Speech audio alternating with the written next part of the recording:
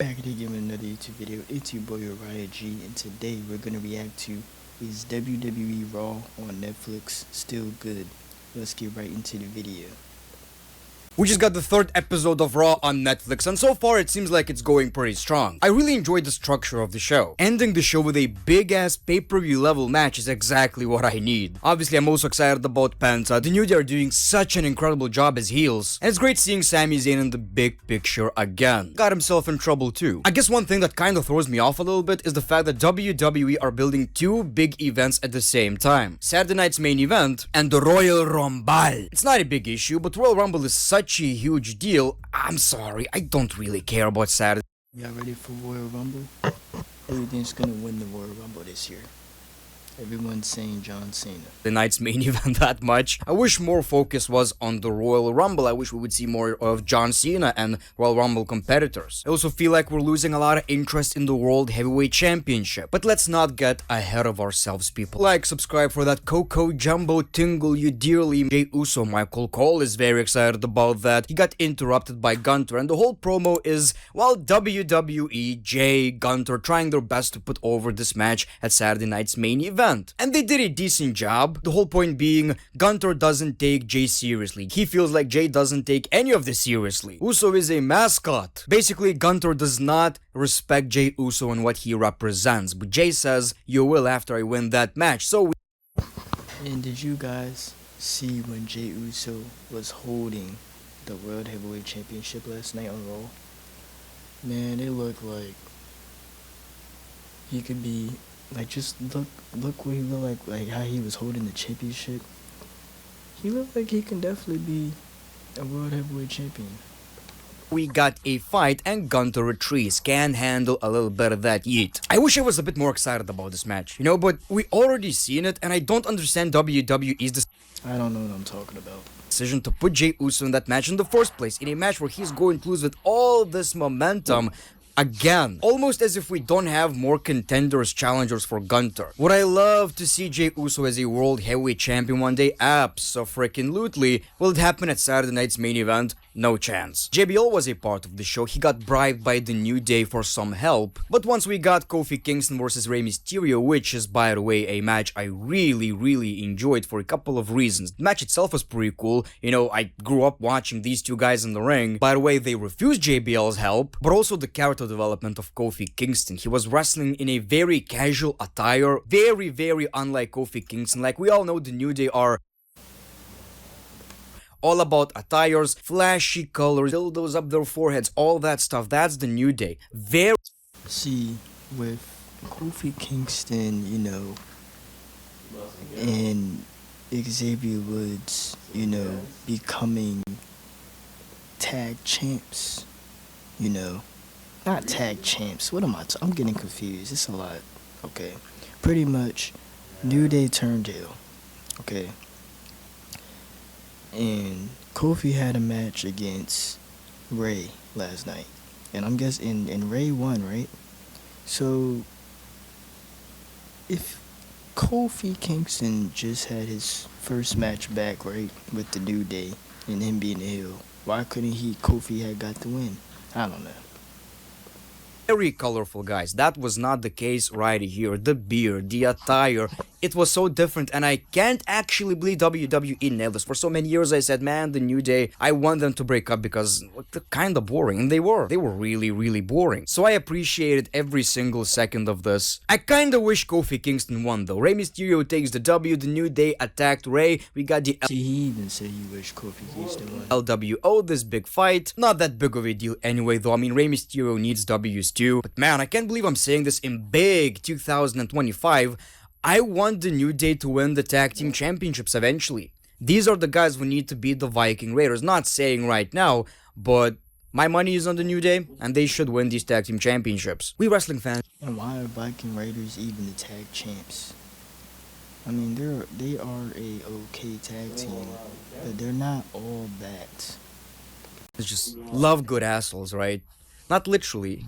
Yeah, bad guys. It seems like Sami Zayn versus Karrion Kross is going to be a thing, which I'm actually. My bad for pausing the video too much. I'm gonna ask the people, do you guys want, the fans, I'm gonna ask you guys, do you guys want the New Day to be the tag champs? Put in the comments. Or do you guys want a different tag team?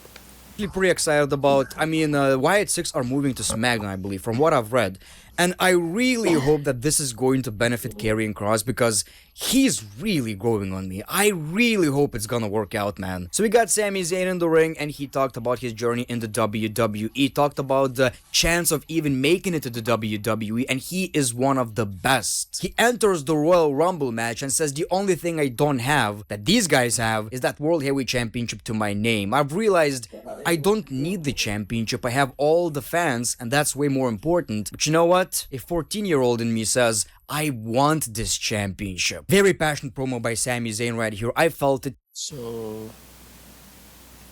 could Sami Zayn win the Royal Rumble and challenge Gunther for the World Heavyweight Championship at WrestleMania? Or will Jey Uso beat Gunther on Saturday? Which Gunther will probably retain. You know, the problem with the crowd sucked. The crowd really sucked during this promo, man. And I really hope people don't feel like, oh my god, Sami Zayn is not over again. Sometimes we just have these crowds where they're not responding to shit. And that wasn't always the case, but especially in this promo, just people didn't give a shit. Am I tripping? Was my volume down? Well, we got Kevin Owens, and that was pretty exciting knowing all the history these two share. Again, Kevin Owens, master manipulator. He knows Sami Zayn is going to win that Royal Rumble match. He believes in Sami. He hopes he's going to win that match. And then they will... What is up with Kevin Owens, him, classifying himself as, the champion, the world champion. He's not even the champion. He just took the belt from Cody and then now he's the champion. You guys tell me how y'all feel about this storyline. Accomplish one more thing. They will main event WrestleMania for the WWE Championship. Kevin Owens again with the manipulation. He said, and I know if I need you, you'll be there. From what I understood, he's trying to make Sami Zayn turn on Cody and choose Kevin Owens instead. I mean, you're my best friend, why wouldn't you? He expects Sami Zayn to completely ignore the facts, that Kevin Owens turned on Cody and he wasn't really a very nice person, but Kevin Owens is just trying everything he can to actually win that WWE Championship against Cody Rhodes. So I really like that Sami Zayn got a lot of storytelling in this episode, both with Kevin Owens, the Royal Rumble itself, and Seth Rollins. We got Nia Jax versus Bayley, and this is where I'm gonna sound like complete dumbass. Aren't they on SmackDown? Like, why are we... Like, look, I get it. The new era is still fresh. We didn't even have the transfer window or whatever. It's not, none of it is official, it seems like. But when I think about, like, bringing people from another brand, I'm thinking about, like, Roman Reigns. I see more people on the Raw roster that could have had a match on this show and not SmackDown superstars. It doesn't really make a lot of sense to me. What was the point of this really? Well, Nia Jax won the match with a very shitty ass finish. Well, at least she's protecting her opponent. But then we got Rhea Ripley, Rhea versus Nia Jax. Yeah, I guess that was the reason why Nia Jax was on the show. Again, I'm gonna nitpick a little bit, but we seen it. We already seen it. I'm not really that excited about Saturday night main events matches. It's really unfortunate. WWE are planting seeds. I'm not really a fan of Saturday night's main event. Didn't even watch the first one that aired last month. I had the Saturday night main event DVD, like the old WWF one. For the Judgment Day breakup. Since Balor is injured, I believe, Mysterio says he can take Balor's place, and Liv says, oh, he will appreciate that, he will love that. To me, it seems like Liv Morgan feels like Finn Balor has way too much control in this faction, and she's trying to take it. She's trying to be the leader, she's pulling all the strings, making it happen, finally turning these people against Finn Balor, because she knows Finn Balor is gonna, act up. People, we got another Penta match. Penta versus Pete Dunne. So first of all, I didn't make a Raw review. Amazing. Great. I don't know, I've seen a lot. Alright guys, so Pentagon Jr., whatever you want to call him. I know Pentagon Jr. from Lucha Underground. So that's where I know him from. Lucha Underground. Do you guys know him from a different promotion, or are you guys new to Pentagon Junior? He has a deadly finisher. It's like he snaps your arm back and it breaks. Okay. And how do y'all feel about him though? He made his debut last week. The talent, new talent, Triple H bringing new talent to the company. How do y'all feel about Pentagon Jr.? Well, I think his name's what, Pentagon or Penta?